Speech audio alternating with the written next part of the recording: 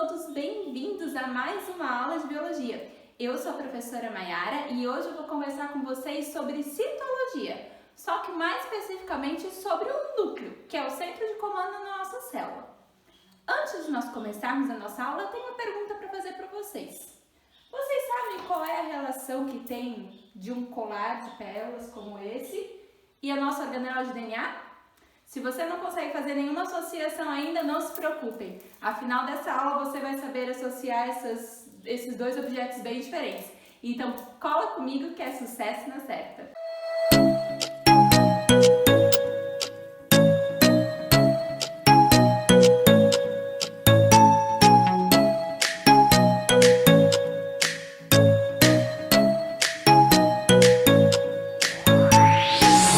Então, pessoal, será que tem de um colar de pérolas com uma molécula de DNA que está representada aqui como essa? Bom, ao final dessa aula nós vamos descobrir. Hoje nós iremos conversar sobre o núcleo, que é o centro de comando da nossa célula. Vocês sabem que a célula é a menor parte de um ser vivo, certo?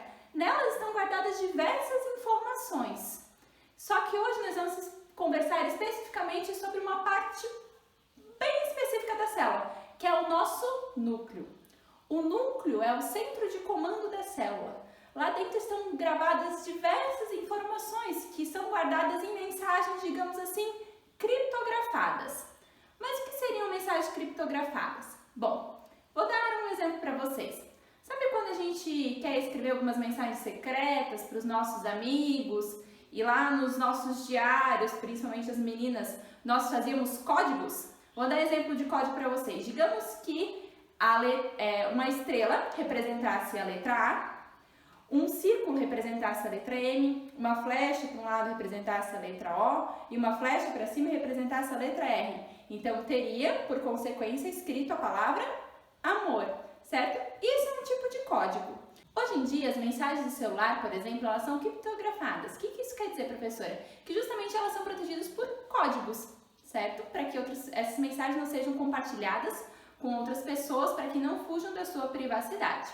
Então, de forma semelhante, digamos assim, o núcleo da nossa célula guarda informações que são criptografadas, que são gravadas em mensagens secretas, digamos assim, que precisam ser codificadas, certo?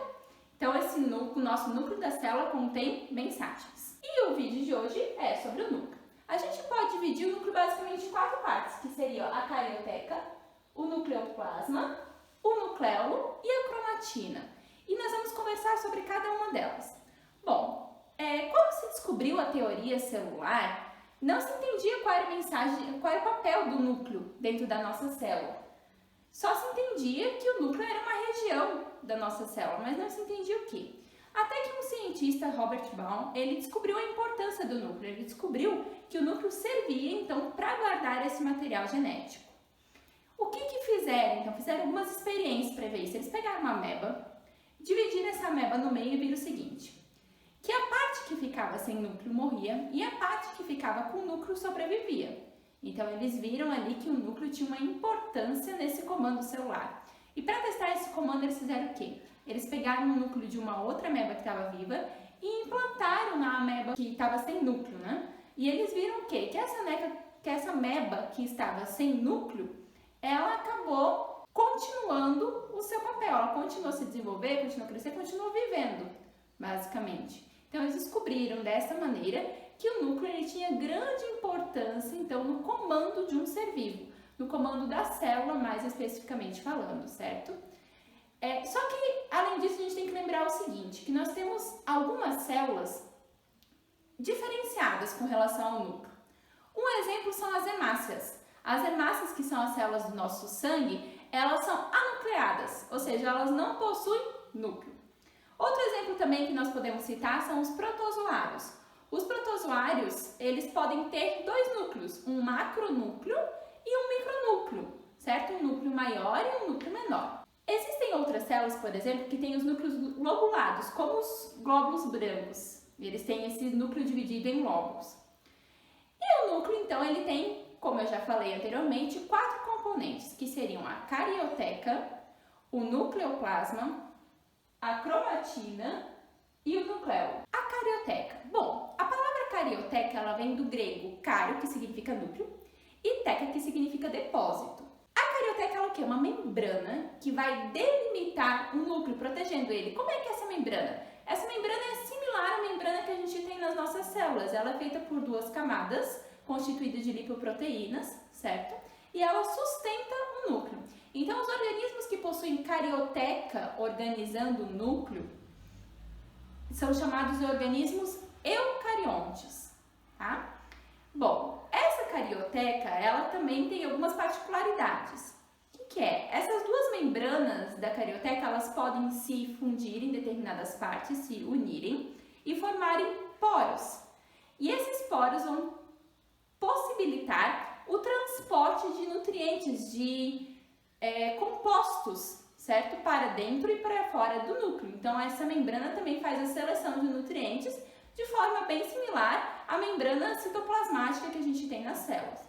E essas uniões da membrana que formam esses poros são conhecidos como os complexos dos poros. A segunda componente que a gente vai ver é o nucleoplasma. O que é o nucleoplasma? O nucleoplasma é bem parecido com o citoplasma da célula. Ele se constitui basicamente de um líquido que é chamado de cariolinfa. E o que tem nesse líquido? Tem íons, tem enzimas, tem nucleotídeos. Para que serve isso? Serve para preencher o espaço ali e envolver a cromatina, que nós já vamos ver o que é a cromatina, certo? Então, isso é o nucleoplasma.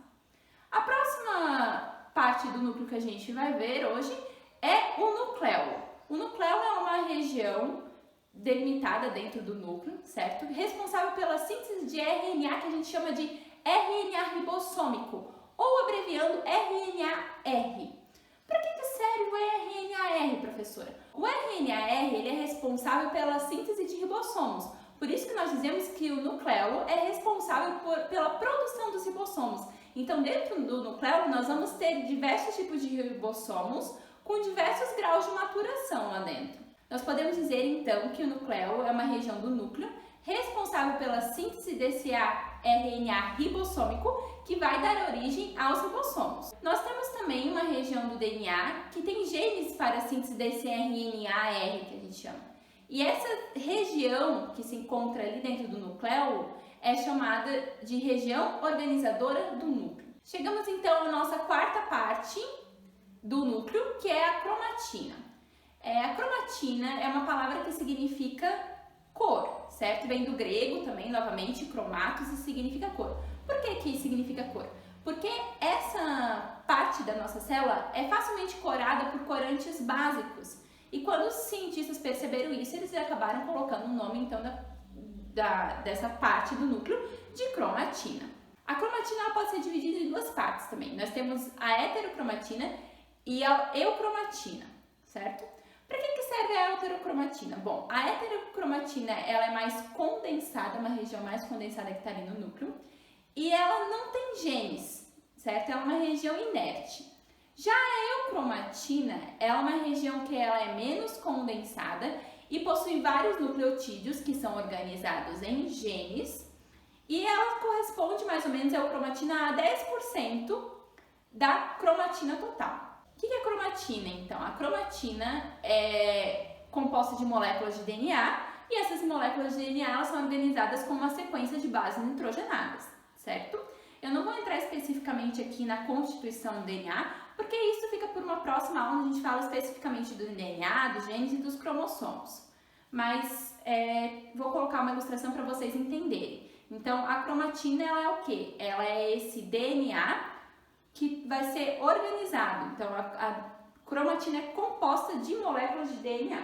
Para resumir, se a gente fosse fazer uma fórmula, o que seria uma cromatina? Bom, a cromatina seria o DNA organizado com as proteínas histonas. Proteínas histonas, professora? Sim, proteínas histonas. Eu tenho um exemplo aqui para vocês.